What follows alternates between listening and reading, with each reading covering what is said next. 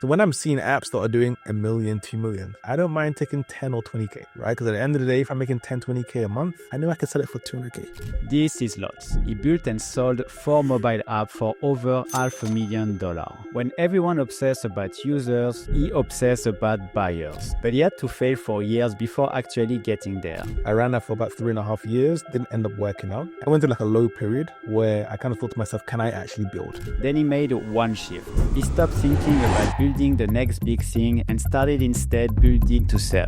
Today he's here to share his exact playbook on how to make money flipping apps in 2026. From finding ideas to validation to exit. So Lots, I like you because you say most founders are obsessed over users and you're obsessed over buyers. Can you tell me why? Yeah. For me, I just don't think, I think a lot of people try to stress over the kind of users that they get itself.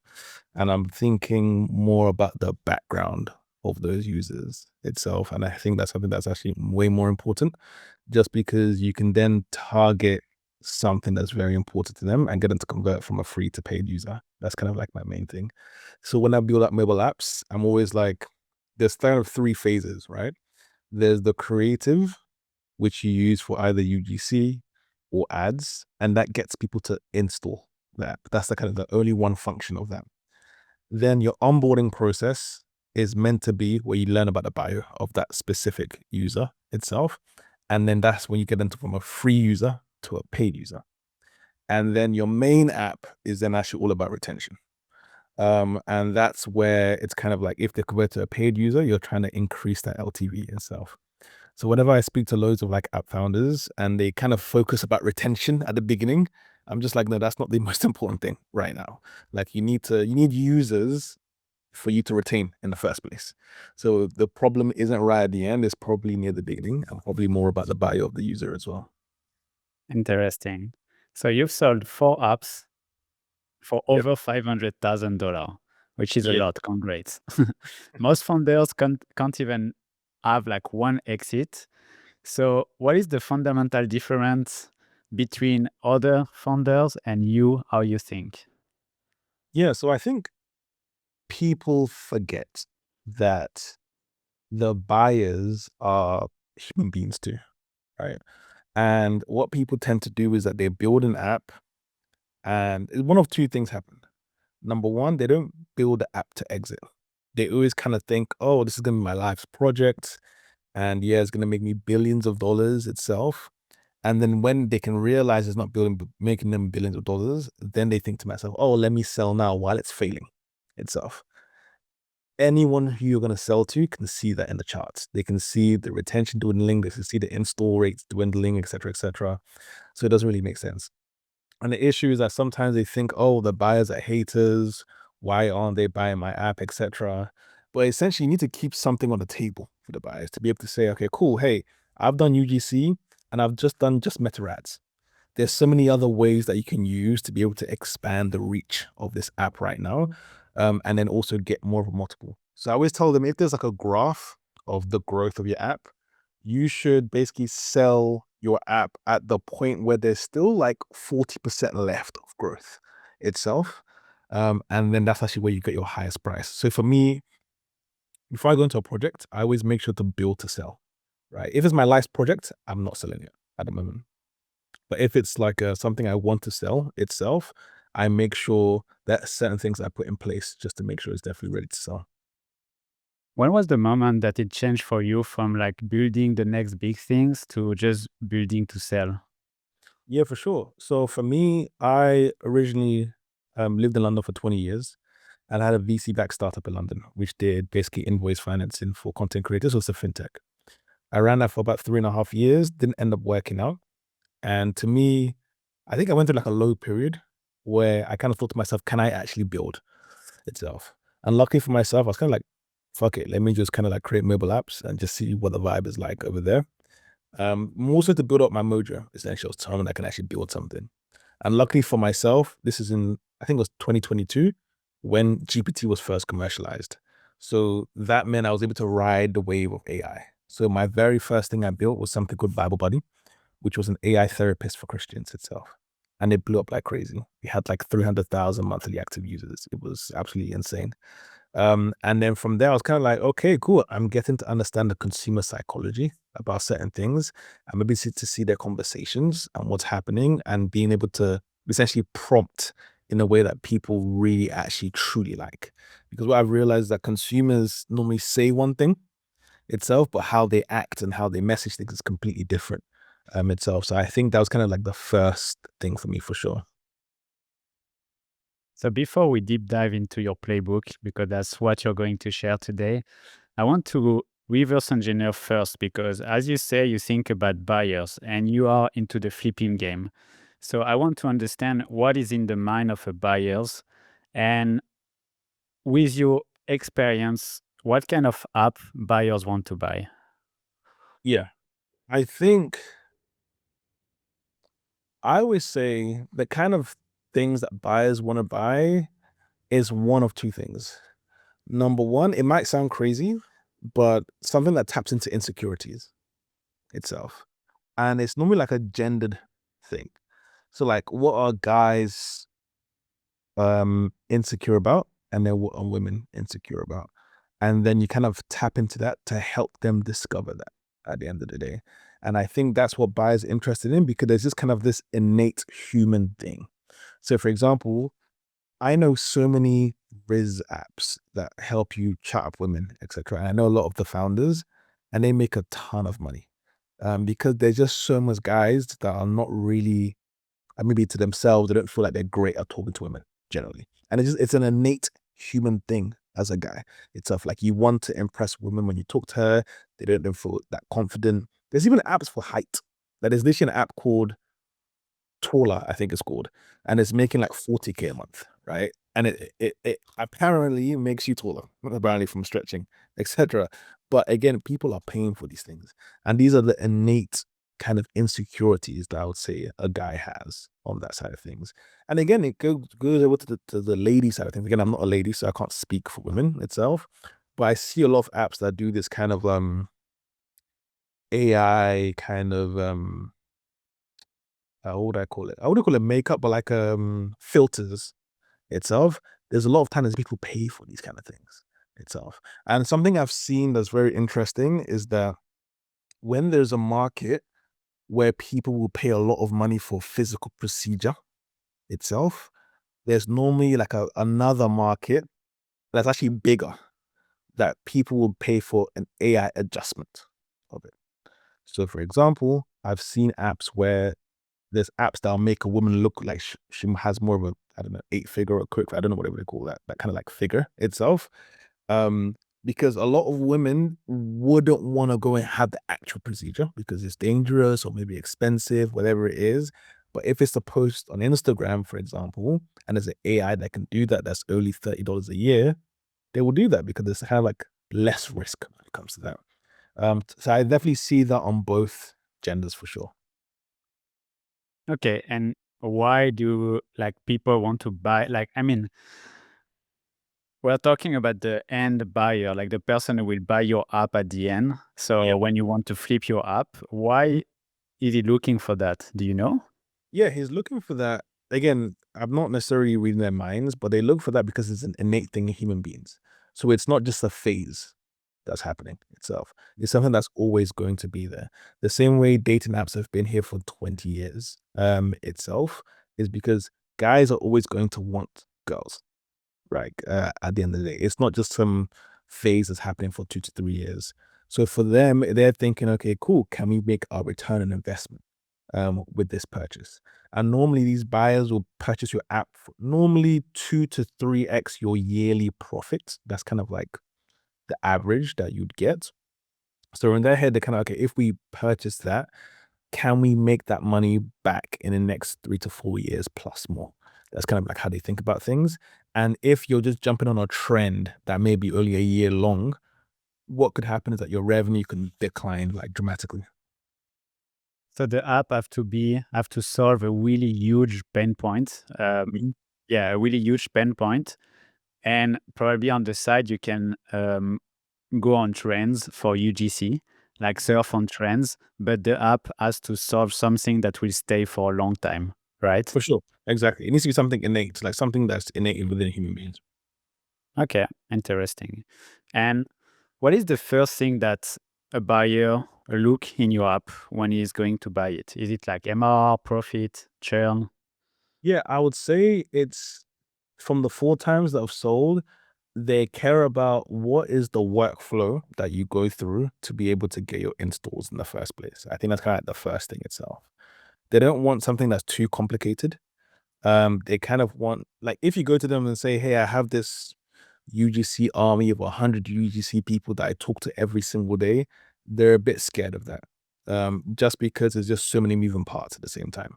What they really want to hear is, okay, I've got this UGC program that's automated on that side, but then I run ads. And a lot of these, again, I normally sell to like app studios. So these are companies that own multiple apps themselves. So to them, it's kind of like, look, we already have our um, ads team, or they call a user acquisition team itself. So they already know Meta ads and TikTok ads, etc. So we just want to plug in your app onto what we're already doing already. So they want something that's very simple and not too much hands-on. So that's kind of like the first thing that I see them kind of ask for. It's like, okay, cool. How are you acquiring users right now? What's the price of acquisition? And then they also ask for something they call like how long does it take to repay your cost acquisition cost. So it's kind of like your repay period itself. So for example, PrayScreen, one of the apps that we did, we were acquiring users for 60 cents per install itself. And then those users, we used to run ads in the app. So the users had to watch an ad itself. And then I think we were making like 4 or 5 cents per user per day. So then we knew, oh, actually, it takes about 12 to 14 days for us to be able to get that return on investment. So the official term is called a payback period that they want to look at itself. Mm. Where did you learn all of that? Like, was it when you did your first sale that you learned all these things, or did you learn that before and then you just like build your first app thinking I will flip it? Honestly, I'm learning all the time. So even when we sold Prey Screen, I think it was in July, I believe, I learned more things every single time. So I always tell people, look, like I'm not this savant that knows everything whatsoever. It's just more so I've just gone through this periods very quickly itself where I'm able to kind of learn these things. So I definitely think from my first exit, it kind of came out of nowhere. So I wasn't thinking to sell per se, but I know I wasn't building for my legacy for sure. So if someone came to me and were like, okay, cool, let's sell it. Let's just see how that kind of goes at that point. So that's kind of like how the first one went. If you watch this video and you're asking yourself, like, why do I ask all these questions first? I think, and you will tell me if I'm wrong, it's really important to understand, like, before you build anything, who you're selling to. So if it's for you, for example, Lodge, you want to sell the app to a buyer. So you have to study the buyer before. And if you just want to build legacy or you want to build an app to keep it for like 10 years, 20 years, then you have to study your potential customer, like ICP, a lot before trying to build anything. So yeah, just wanted to do this parenthesis if you don't understand why we do that. The next question is what kills most of the deals? If like you go into due diligence and what is the thing that they often say, "No, I will not buy Yeah. this." I think, can I explain it? People, people are sometimes in too much love with the app, kind of like Cupid, where they're kind of like looking for the highest purchase or purchase price itself. And I've seen this kill deals over and over again because they see a buyer that's interested and then they feel like, oh, this buyer just loves me. So therefore, let me just keep on trying to pitch a higher and higher price itself, not knowing that that buyer is currently looking at 20 deals at the same time. They don't care about you that much. They don't think, oh, your app is so special. They're gonna spend the entire time on your app. It's kind of like they kind of come in at a price. Maybe you can bump them up 10% maximum itself. But normally they have a certain strategy when they come to purchasing apps. And I've seen people kind of get too excited by that and think, oh yeah, they've got the balls in their court. So for me, I'm a very big person of I normally take the second or third deal. So let's say 5 people made the offers. There's one person at the top, then the second place, then there's third place. I normally like go between second and third place. because I optimize for what deal's going to close faster. That's what I care about. And normally the difference between the first and the third deal isn't that much. Like, let's say you're going to sell an app. Let's say the top deal is telling you $300,000. The second deal is telling you, I don't know, 280. And the third deal is telling you 250. It's like, I always tell people, if it's actually your first time selling an app, the difference between 250 and 300K to you, it's nothing really at the end of the day. It's kind of like, bro, at the end of the day, you've got $250,000. So what you should optimize for is who's going to have the highest likeliness of closing the deal itself. So that's kind of like what I tell people. And you also have some leverage on your side, because you can then tell the third place buyer to be like, hey, I've got a buyer at 300 and a buyer at 280. But if you're able to close within the next couple of days, I will go with your deal. And they will feel the pressure and be like, you know what? Hey, we've got a steal here at the end of the day. And then you're able to close the deal. Interesting. And last question on this topic is, where do buyers hang out? Because you were talking that your kind of buyers are app studio. Mhm, If I'm building an app, I want to build like a B2C mobile app. mhm. Where can I study my potential buyers? Like, where do they hang out, or where can I find them actually? Yeah, I think there's multiple. I think there's like three types of buyers, right? I think there's the app studios themselves. I think, yeah, app studios, sometimes they hang out on Twitter, I would probably say, or X. So a lot of the teams hang on X just to be able to see what's out there. A lot of them also scrape the app store to see, okay, who's like top 100 in the app store itself. So I think they a lot of them come out inbound for sure, the app studios. Then there's a second time of buyers, which are more strategic buyers, where they specifically own apps that are within the same category. So for example, if a Cal AI, for example, was to purchase another app that was also in the health and fitness space, that'll be more of a strategic buy. The reason why that'll be a strategic buy is because they already have the UGC in the health and fitness space. So they can just easily input your app, and then they don't have to build any new operations, that side of things. And then there's always the wild cards. Like randomly, someone that just has money and it's kind of like, hey, I'm just interested in this space. That's kind of interesting. Let me just purchase that. At the end of the day, you tend to see those kind of people maybe more so on marketplaces like acquire.com, for example, itself. So there's kind of like the three type of buyers that I tend to see. Yeah. Now let's deep dive into the playbook. So now that we know what is in the mind of a buyer, we know what he wants. What would you do if you had to start from scratch today, which is something that you often do actually? How would you find an idea, validate it, build it, distribute it, and exit? So let's Yeah. start by the idea. Oh, what will you do? Yeah. Idea wise, I like to go single player. So what I mean by this is a lot of people sometimes they build apps or think about apps and their original idea comes from there has to be two people using it, right? They will be like, oh, you need to invite somebody else and then you get the experience. And I'm not saying that that's a bad thing, but I just think that's a difficult thing. And I'm very lazy. I like to go for the path that's least strenuous at the end of the day. So I think a one player game where the user can actually get the value on their own. And of course, there can be that extra benefit if they invite someone, but definitely the one player game is one thing for me. Then number two, I like to actually stick on a specific gender itself, just because women and men think very, very differently about things. Um, I actually know a friend who's creating a great app right now, which is literally ChatGPT for women itself. And I was kind of like, what does that mean? Like, isn't it the same thing? But what we found is like generally that a lot of guys, generally, again, not all guys, when they chat to AI, they kind of just wanted to get to the point. They were like, bullet point, tell me the exact thing. And then when he saw some of his friends who were women, they were very like emojis were in the chats, and he was just like, whoa, this is so strange itself. But again, we just think very differently, generally. So I would normally try to target a specific gender and really try to understand what is the core thing that they want. So for example, when I created Prey Screen, me and my co-founder created Prey Screen, I would say there's like a triangle of faith-driven people, and at the top is the least of them, and in the middle is like medium, and then at the bottom is where the most of them are. At the top, I would say it's like priests, right? People who devote their life to Christianity itself.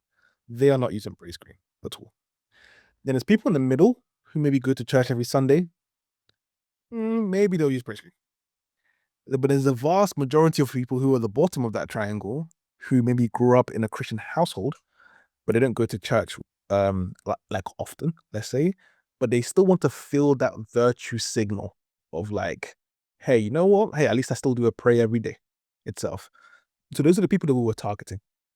So we got to a point where we were doing 100,000 prayers every single day. So this is people who weren't praying, but like because this app literally blocked the social media apps itself and they had to pray, it became a habit that we forced that then became essentially second nature itself. So that's something that we essentially saw. How did you find this problem to solve? Because it's really specific. You're Christian yourself, right? Yeah, yeah, I'm Christian myself. Yeah, yeah. Um, I think it was actually originally the first app I created was Bible Buddy. And when I made it an AI therapist, because I remember back then there was like Bible GPT and all that kind of stuff. And it was kind of like you say words and then it just tells you, hey, here's the Bible verse that relates most to it. But then when I made it more of a therapist vibe, and it's kind of like your own mini journal that just lightly related things to the Bible verse, I could tell that people were opening up more. Then I realized that technology normally hits religion last place at the end of the day. And I was just like, okay, this is a market where there are people who would love this kind of technology, but they don't have access to it per se. So therefore, their expectations aren't so high, right? For example, if you're going to tell someone an AI voice model in San Francisco, if it's not replying within 0.01 seconds, they're like, ah, this is rubbish, right? But the fact that, again, in Christianity generally, outside of SF, the fact that he is even responding in the first place, they're like, wow, this is actually insane itself. So for me, I did definitely thought, okay, cool, this is a market that I know personally because again, I'm Christian myself. And also I also know the audience on that end. Okay. And any other ID or how to find an ID? Like you were talking about big pain points before. Would you do that today? Yeah, I'm trying to think what other idea. Something I always thought about, right, is again, it's just the difference between men and women. I've seen the way guys show love is very different to the way ladies show love or experience love itself, right? So I've just seen generally, guys don't necessarily care too much about dates and like flowers and all that kind of stuff, while ladies experience that more, and it's to them it's like a show of that kind of love towards them. I've always kind of thought to myself, someone should build an app where you put all the details of, let's say you have a girlfriend, for example, you put all the details about her, what she likes, etc., so you don't forget. And then the AI then comes and then literally pings you and be like, hey, it's, I don't know, been 2 months since you've had a date or sent her anything. Here's some flowers, click this button. And then once you click the button, it books the flowers and sends it to her house. Just something very, very simple itself. I always thought those kind of apps would absolutely print. Just because guys, we don't want the stress. So we're kind of like, okay, cool. Let's just make this super simple itself. And because we don't want the stress, we're not as susceptible to price change itself. So I think there could be a subscription side of things, but also you can definitely upsell them on the flowers and the chocolate, etc., etc. So that's something that's very kind of like interesting to me that I think could be cool. I think there's also other app ideas around different tools that we already have, but in different regions itself. So to give an example, I remember one of my friends, ChatGPT first came out, and I think originally you had to like go on a web app to be able to kind of like actually use ChatGPT. And I think it was like 6 months before they released an API for the mobile app itself, or an API generally. He was making 500K a month because he was able to use an unofficial API basically, and it made it into a mobile app. And then I think it was sold it for like $8.99 a week or something like that. And I remember I swore to myself, I was like, yo, the next app that's gonna come out, I am going to wrap that thing so quick. And I think it was maybe like a week or 2 weeks later, Suno AI came out, which was the music music AI. And immediately, I think within 4 days, created an app. And then I basically exposed my cookie to allow other people to be able to generate songs on there and made a mobile app. Because I remember Suno AI originally, I think you had to like have a Discord for you to like actually access it itself. So anyway, I opened my account and then my account got flooded with people coming in itself. There was a point actually that when you typed into Suno, if you typed in Suno into the App Store or Play Store, you would come up number one on there. It was us and Donor AI. I remember we were competing at the time. And it's kind of like when this new trends come up and then you go to like different industry, different regions. So when we go to South America, like the Spanish speaking countries, for example, and make sure you optimize for certain different languages. I think there's just such huge markets in those kind of things. Even in France, for example, there's like huge apps over there that just focus on that market. And I just think a lot of people say, oh yeah, this place is saturated, etc., etc. But I don't really believe in saturation generally. I just think, yo, there's 8 billion people in the world. The amount of revenue that apps are making is increasing every single year itself. That doesn't sound like saturation to me at all. So you either solve a pain point, or as you said at the beginning of this podcast, you say that you will find like physical thing that you can solve with AI, for example, like theologically or like physically. And the last thing is the trend. So you will jump on a new trend and wrap it as much as possible. For example, when Midjourney was there on, and you had to go on Discord, you will wrap it up and do a mobile app with it. So that's the Exactly. three kind of idea you would get. Mhm. Um, how do you validate it? You have Yeah, the idea. What do you do after? I think a lot of people go into trying to build the idea immediately, and I'm kind of like, forget building. Like, what you should do is get a Figma design of what like a shareable asset within the app will be itself. And then you can get UGC creators or yourself to post about that. Because what people don't understand is like when people post about an app, they're never like, oh, here's exactly how the app works in every single screen. They normally show you like one, two, or three screens of it. And they may not be a functioning app itself, but people may think that it is. So you can actually just maybe pay a designer or designing yourself, whatever you want to do, and maybe pay like $50, $100 just to design 3 screens. And then in the UGC content yourself, you make it seem like it's actually a functioning app itself. And then you're able to see, okay, cool, is this content market fit? And this is the thing I normally have a lot of fights with people on Twitter about, is that people think UGC takes you to the promised land. They think, oh yeah, if I get viral every single day, I'm gonna get to $3 million MRR just like Hallagai. And that's just not the truth. What actually happens is that UGC is meant not necessarily for virality, but it's meant to take you to a place where you understand content market fit. And what that means is that you understand what hooks work and what hooks don't. So for me, when I'm doing UGC, I'm not trying to go viral. Viral, in the sense of it, is meant to be a black swan event, something you don't understand that happens randomly itself. You can't calculate virality. Anyone that tells you, oh yeah, I can make you go viral every single day is lying to you at the end of the day. It's like, for me personally, if I could see a hook that does maybe 10K, 5K, 15K views consistently, I know that there's something there. So even for Prey Screen, we had content that I think on the first day did 1K views, and then I think the second day did 900 views, and on the third day did 4K views. I was like, maybe there's something there. And we kept on repeating the same kind of hook, the same kind of visuals. We got to one that's 80K views, 100K views. We were like, okay, cool. This is it. And then we ran ads on that. And then that was actually able to give us, I think it was like 60 cents or 50 cents per install when we ran ads on that. So you basically try to iterate to find the perfect ad template. It's funny because I had Julia from Playkit just before, and she was talking about that. Like, you usually hire UGC, then in the contract, you try to get the right to use the content of your UGC to do the ads. And when you get a winner, you just like modify it to do an ad actually. So this is what you Yep, will do, but with your own content. 100%. And this is why we launched Praise Green December 2024, and we sold it in July 2025. Right. We just grew it so quickly.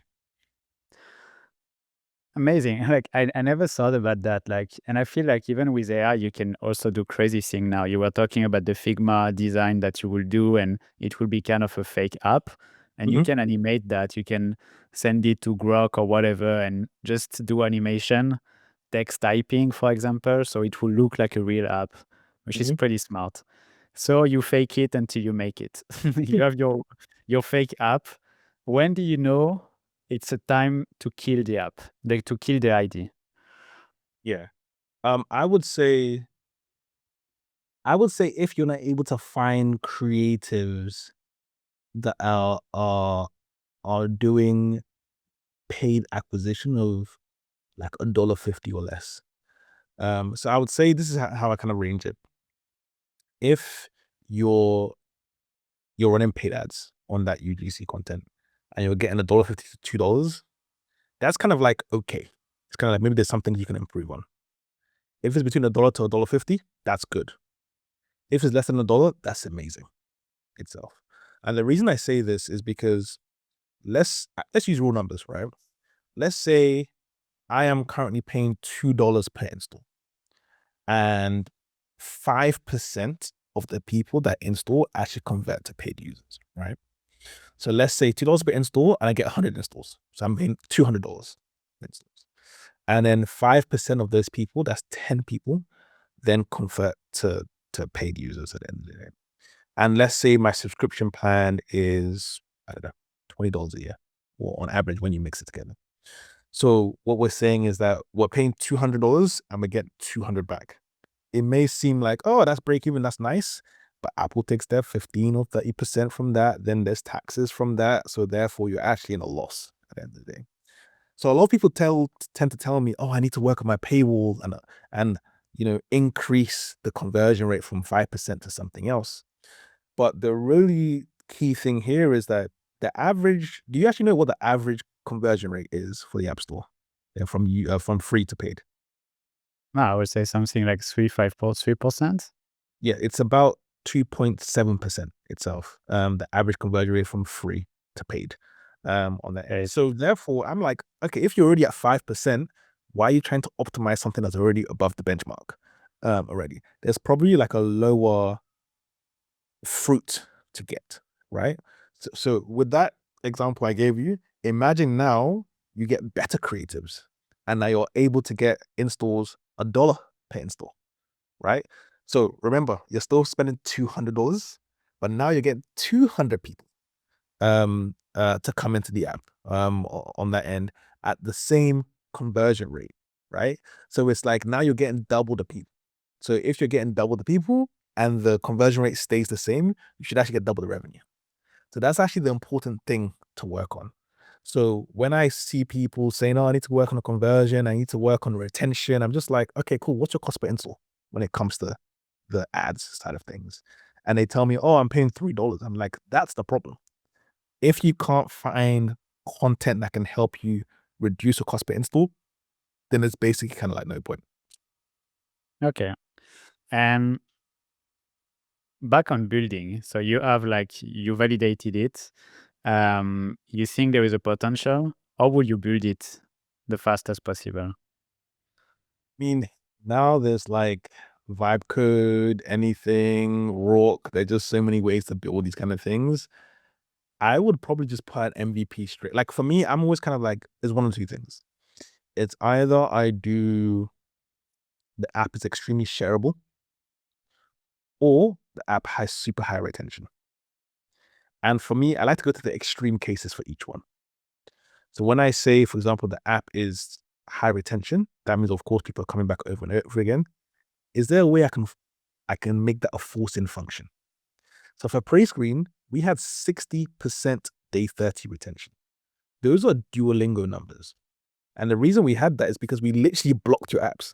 So you had to come to our app itself for you to unlock your apps, right? At the end of the day. And some people are so scared of that because they're thinking, oh, maybe the user won't like it and all that kind of stuff. But you have to remember the user installed your app from an ad, went through your onboarding, then paid for your product, and then chose to block their apps itself. The user understands that they have a problem that they're trying to fix at the end of the day. So that's something, if I wanted something to be super high retention, I would definitely go around, okay, cool. Can I block their apps or can they or tell me what apps that they want to be blocked? And that way I can increase retention because now it's a forcing function. Because the issue is like when you try to do stuff like, send notifications to try and reel them back in, people have seen this all before. They'll just ignore the notifications. Most people's phones are actually on DND anyways. So it just doesn't really make sense at all on that side. Then there's the shareability side. So I create something called Magic Music, which was a wraparound Suno, yeah. And what I found was that people don't share apps at all. So no one's kind of like, hey, you should test out this app, etc. I remember someone made this song about like, I think cinnamon and their friend or their boyfriend or something like that, whatever it is. And then they sent that to their boyfriend basically. And we had a web app where you could send a link to a friend and it'll open a web view and they can actually listen to the song for free. But then there was a big green button that said create your own song.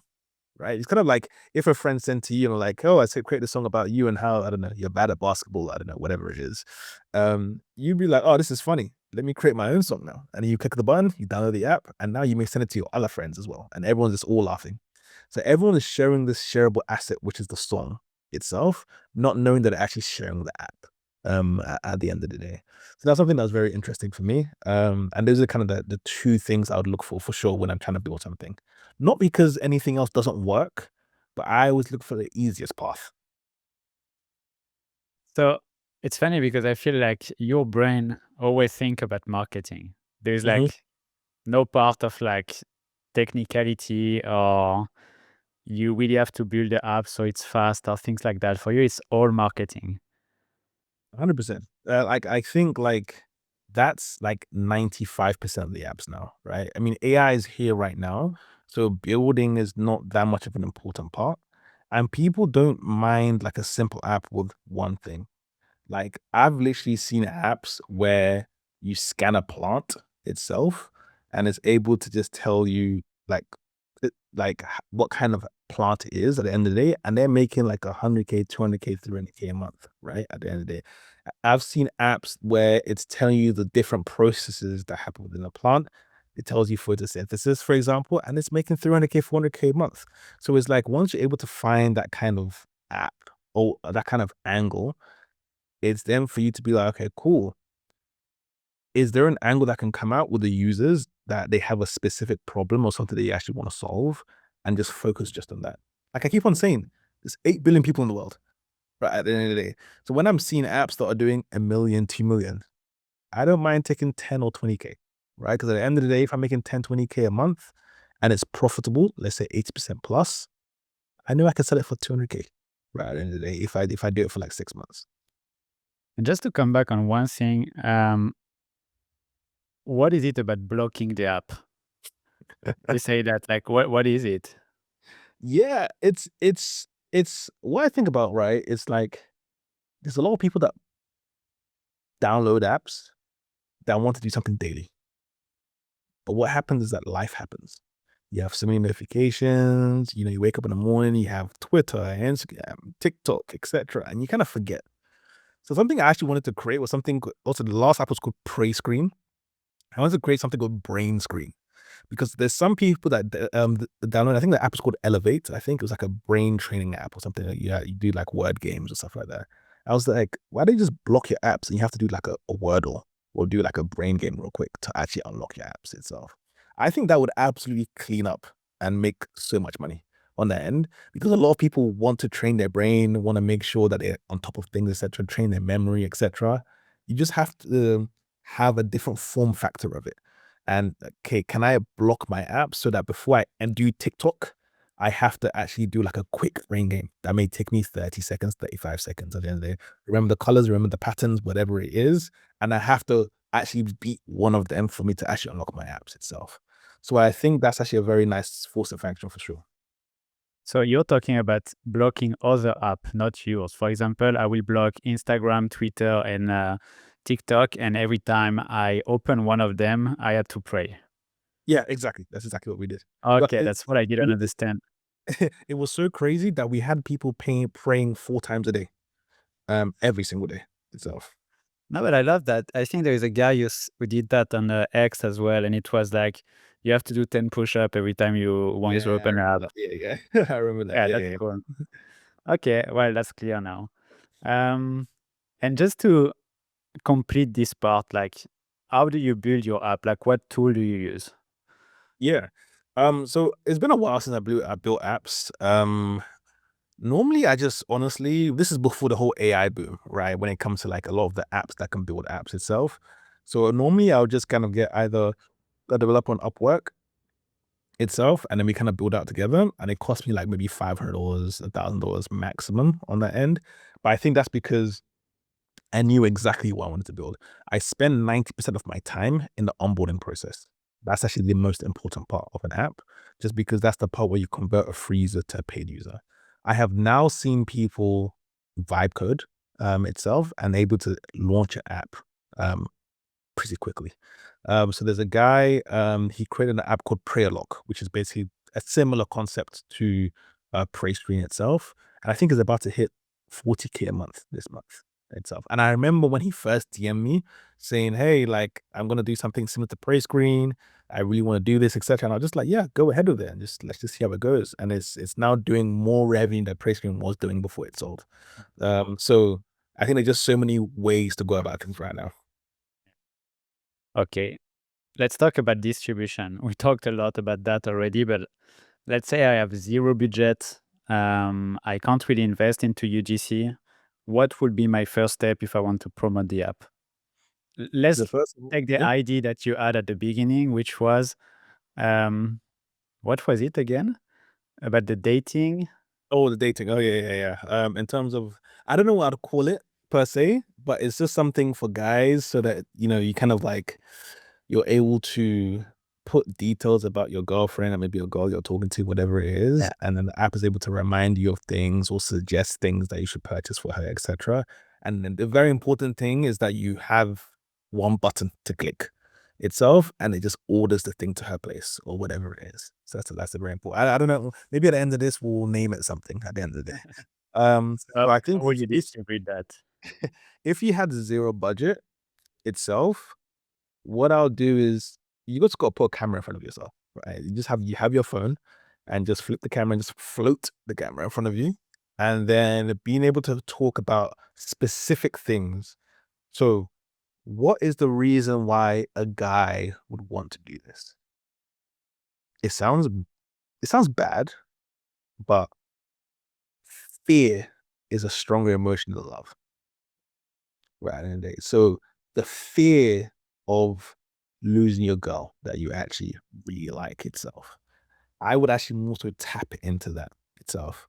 So when I'm doing UGC, it'll probably be like, hey, like again, I'm not a camera person to be honest, but it'll just be something like, I like me and my girl were going through X issues, blah blah, until I found this app that's able to make me understand her. Something like that itself. Because what would happen is two-pronged. Number one, guys will see that and be like, "Oh shit, what's that?" Because that's a shared experience within guys sometimes at a certain age. And number two, girls will see that and send it to their boyfriends and be like, "Oh, see, he was able to sort something out at the end of the day." So I think that's the kind of content I'll do, and I make sure to do that like once, like every single day itself. And be able to see, okay, cool. Is that something that's able to get a good amount of views? Again, I'm not looking for virality at all. Because what I've seen sometimes is like people post content and they think, oh, when's my 2 million views coming? When's my 10 million views? And they want someone to play violin for them, etc. And I'm just like, no, you just need to find a type of hook that's 5 to 10K views consistently. And that's something that definitely works for sure. So that's something that I'll do. It's funny. It makes me think. There's this couple. They are doing Instagram. They will be perfect influencer marketing for you. but they are like basically playing roles of like everything that your girlfriend say or your boyfriend say, and they translate into what they really mean. And like this is the kind of thing, to understand like the woman and the man in a couple, and that will work actually perfectly. So yeah, I think it's a pretty cool idea. Honestly, I think honestly it would make, like, I think the only issue with this idea is the logistics of it. Like, if there wasn't logistics to it, I think it would be a really great idea. I think the logistics part of like having to order things to someone's house, etc., that adds complexity to it. I think it definitely adds more revenue, for sure.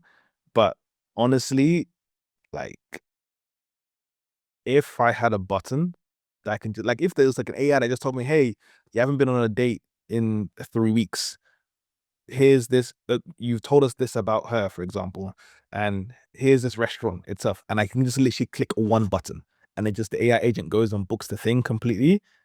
That would be amazing, right? At the end, because for me, I don't want to have to think about going to this, calling them up, sorting these things out, or even when it comes to presents, I'm like, that's just not the way I show love generally, myself personally. And I'm pretty sure there's probably a lot of guys that out there like me, because we're just kind of like trying to focus on other things, which can be more long-term things. But again, some women think differently, right? They kind of want to feel the now itself. And maybe some guys don't experience things the same way. So if there's a button that's kind of like, hey, she likes flowers, I don't know, Valentine's Day is coming up. Just click one button, and then these flowers are being brought to you. You'd be like, fuck it. Yeah, man. Cool. Like, I don't want the stress, right? At the end of the day. Man, very good idea. Okay, so you will do like all the video yourself. You will like iterate until you find the hook. You find the hook, you see that you get views every time. When do you hire UGC and how do you do that? For me, if I'm able to find type of content that works, I normally want to hire a lot of UGC content creators, normally like 5+ itself, just because I want to see, is it like a black swan event where it's only my type of content that's working? Or can I make different variations of that same type of content that's going to work? Because what I then do is that within ads, I add them within the same ad set, right? So for people that don't know how meta ads works, for example, it's that you run a campaign, and within the campaign, there's an ad set. Within the ad set, there are ads, right? So every ad set has a different budget itself. So if you put an ad set and say, hey, I want to spend $100 a day, if you have 10 ads within that ad set, those 10 ads are sharing the $100 budget itself. So it's not $100 per ad, it's $100 shared within the 10 ads. And then you're then able to see, okay, cool, which ads here are giving the lowest cost per install, for example. And those are the ones that you know are your winners. So for me, I'm trying to, how I structure things is I have like 11 TikTok accounts or 10 TikTok accounts, different creators creating maybe similar-ish content. And then I repost all of them onto one Instagram account, which is like my branded Instagram account itself. And then I run ads on that. The reason I run ads on that is because then it looks like a normal post itself. So therefore you get to see all the comments, etc. And when people then go onto that channel, for example, they're seeing varied content itself. So they think, okay, cool, this account is live itself, which then can increase the conversion from someone viewing an ad to actually going and installing it in the first place. And that's the whole job of the ad. The ad is just to get people to install. The ad is not to get people to convert to paid users. Your onboarding kind of is. So that's, for me, top of funnel. I'm kind of like, well, let me focus on getting people into the app. Once I get into the app, then my core focus of that is then seeing something we call the completion rate. Completion rate shows when someone's downloaded the app and seen the first screen, what percentage of people are actually getting to the end of your onboarding. You want that to be like, at worst case, 85%, the absolute worst case itself. So you need to be able to see what steps in your onboarding are causing the largest drop off. So for example, with PrayStream, we had 2 screens actually that caused the largest drop off. I unfortunately was too liberal, let me say, and we had a gender, probably ask people's genders. And for me, I'm kind of like, cool, whatever. So I had male, female, and another. And then because it was a Christian app and I put other, people were like, what the fuck? What do you mean other, blah, blah, like male or female, blah, blah. So we had like at least like a 30% drop off. Like I could literally see it. Like people will see that screen and then just literally come off the app completely. So I was just like, oh, fuck, sorry, I forgot. So then I just literally removed that screen from the onboarding and then everything was then more stable. So that was the first thing. And then the second thing is that we used to ask for the screen time permission, which is a permission that you need from Apple to be able to block people's apps. We used to ask for it in onboarding. And people just didn't like that because it was kind of new to them. So then we removed that from onboarding to after someone had actually paid itself. So that's kind of like something that we've seen on our end. So if I sum up, I found a pain point. Then straight away after, I think I validate the app with like what we talk about, the Figma style. Mhm. Then before thinking about all the features that I have to build, I think about one feature that will either get share or what is the second one? Either retention. Retention.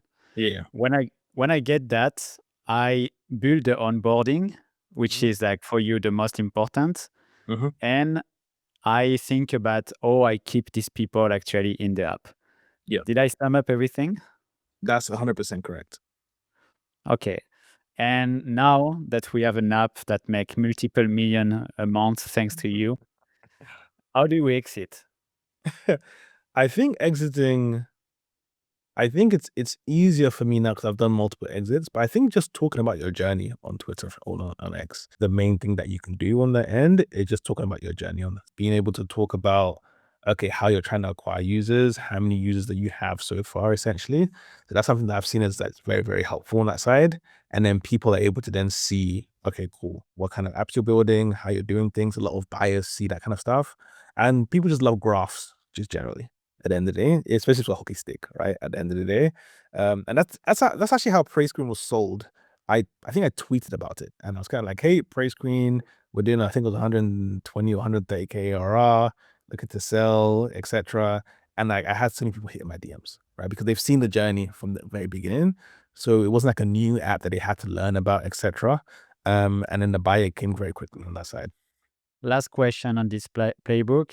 I exit myself not long ago, and I understood like I exit few times, and I remember that I learned the first time I exit that I actually need to have a proper Google sheet with the profit and loss, with everything before even talking to a buyer. Is there anything that I should prepare before actually exit?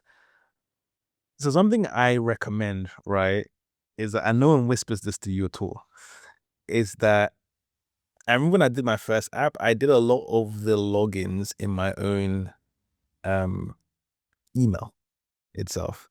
So when you do the transfer, it becomes an absolute pain to do so. Because when you're trying to transfer to another email, then sometimes Google's kind of like, what's going on? There's something happening, blah, blah, and then they block your account and it just makes everything much longer. So when you're building a new app, every login for every third party have a new email for that specific app itself. It's just very, very important to do so because it makes the transferring so much easier. And I've been through this pain multiple times and I just never learned itself.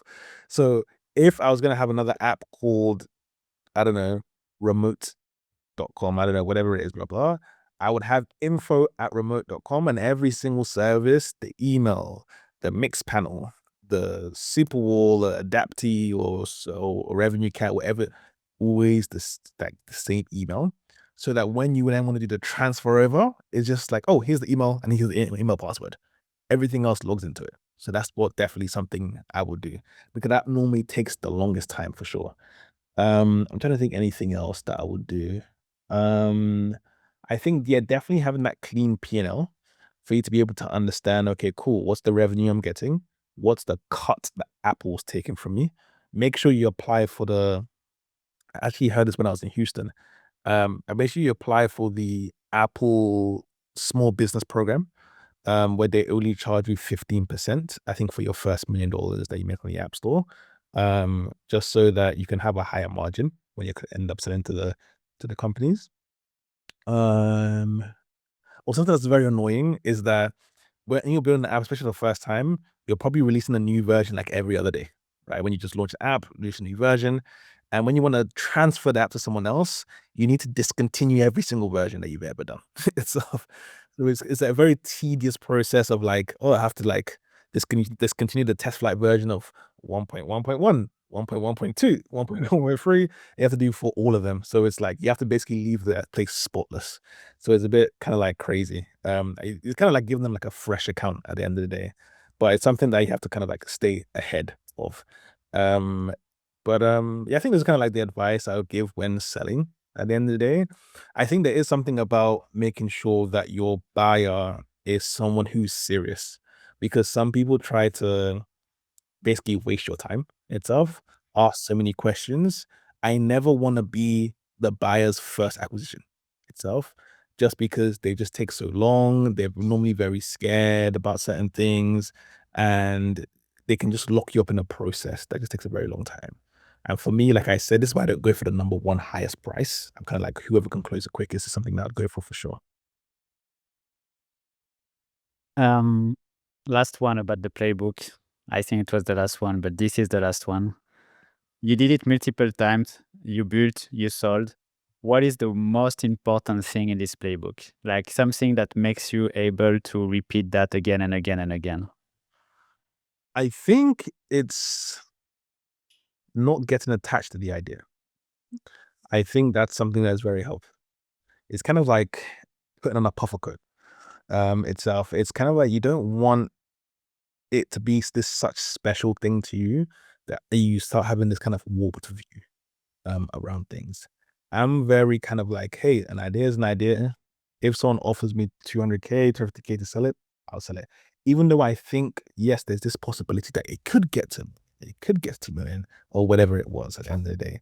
I think that's something that really helps for sure, which then goes into the whole thing that I said earlier, which is know whether you're going to sell this app or whether this is your lifetime mission at the end of the day.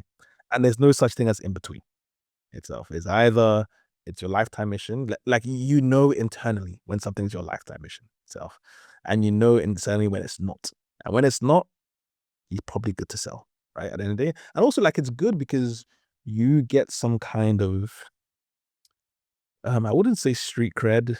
Maybe I'm showing my age a little bit, but it's kind of like you should like it adds to your resume, let me say, to be like, okay, cool, you sold an app a couple of times. Like end of the day, you're like a trustworthy person, etc. You get to increase your network because you have to remember when you're selling an app, you sell it to one person, but you may speak to 10, right?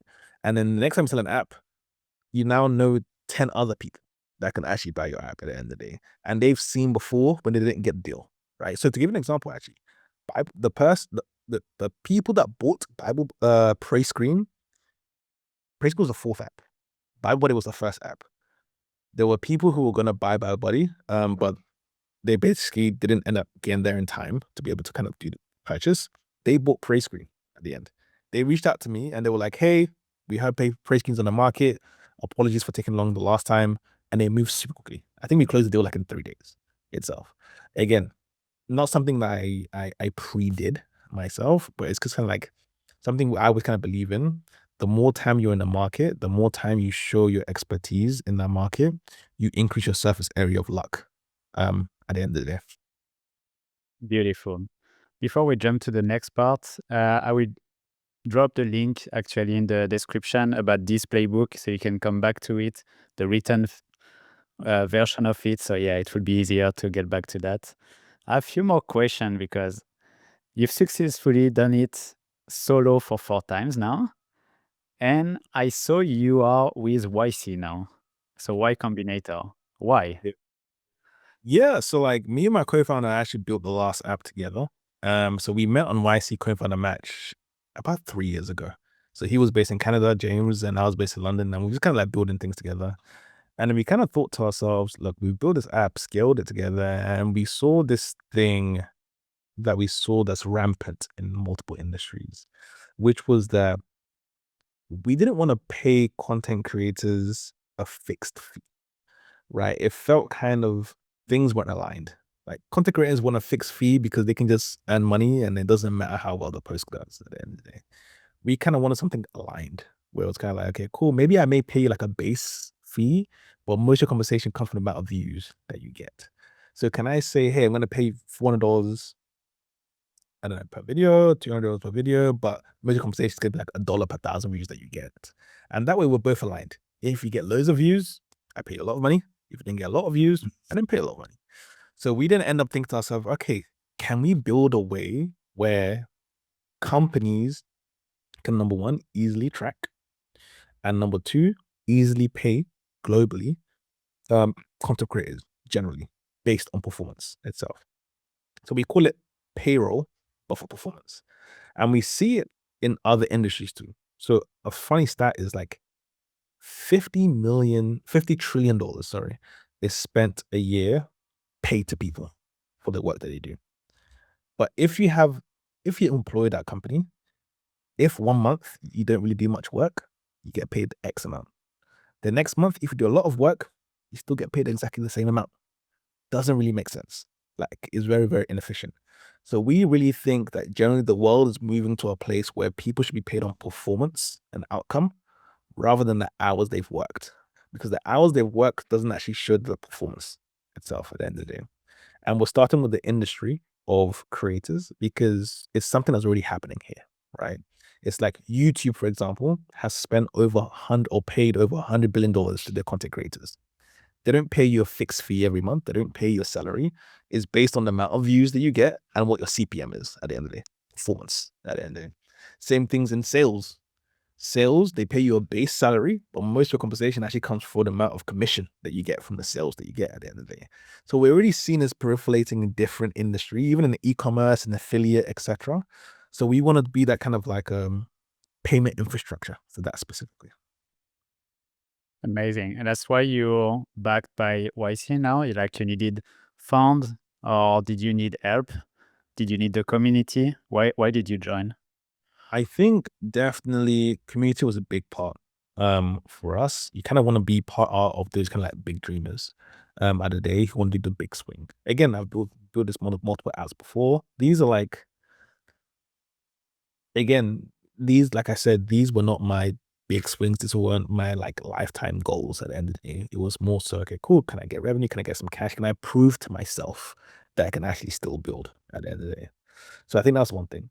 And I think number two is like the amount of people that they've backed before. So for example, they backed Deal, right? Deal was essentially doing payroll or global HR and payroll at the end of the day for cross-border contractors.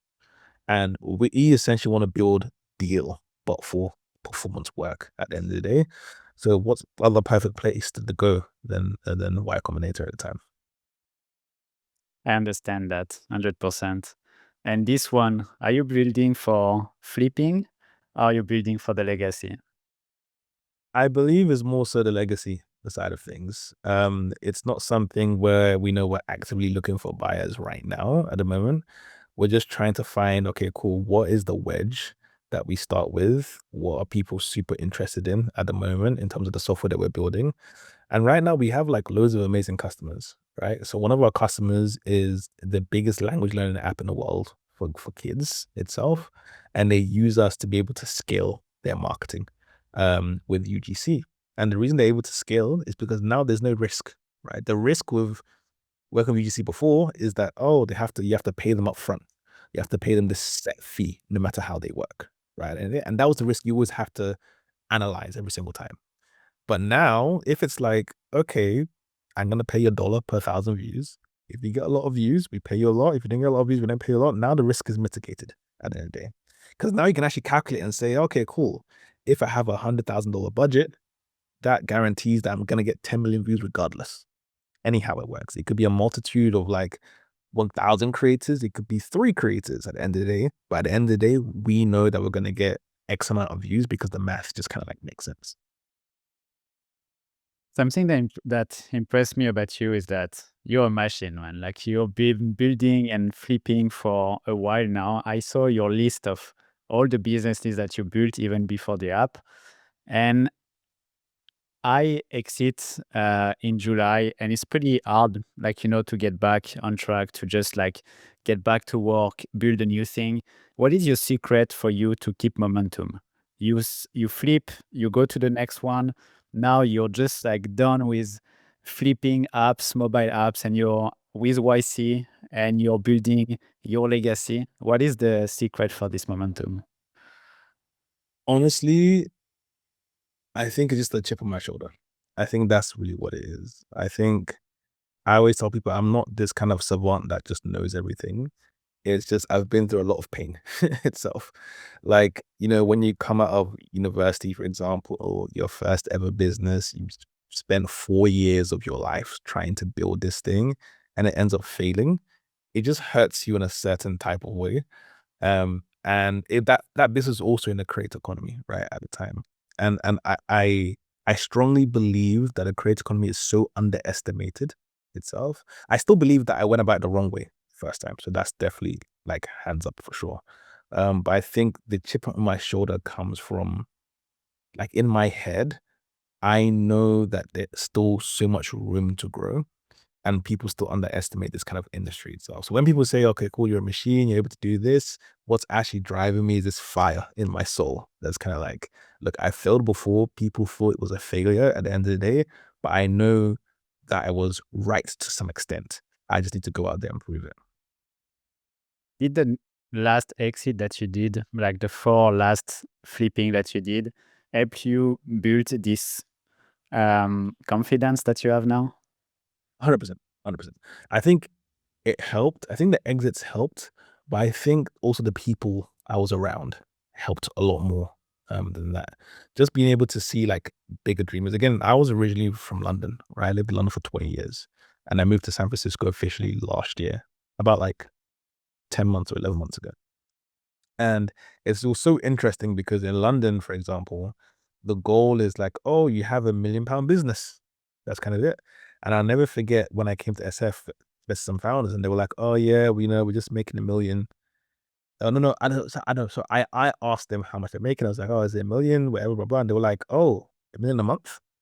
And I was just like, oh wow. Like I've never seen that kind of thing, because obviously in London it's like £1 million a year. It's kind of like, wow, you've made it itself. And people were making 1 million a month and not happy with it. They were like, no, we need to scale much faster at the end of the day. So I think it's more so around the people that are around, and also like my co-founder, right? It's like being able to have someone that you can kind of like joust with about different ideas and be able to communicate it in a way that you both understand. So I think that's something that was very important to me. If someone have stayed with us until now, watching this video, with everything that you shared today, what is the first action that he should do in the next 24 hours to actually get started or do something about it? So I would say number one, take a fresh start and go to SensorTower.com. When you go to SensorTower, look at the top apps in each category and then look for apps that are doing the same kind of thing at the end of the day. I think it was in entertainment specifically, and there were like 6 or 7 apps that were doing basically the same thing. Short dramas. It's kind of like TikTok, but it's kind of like 1 minute episodes itself.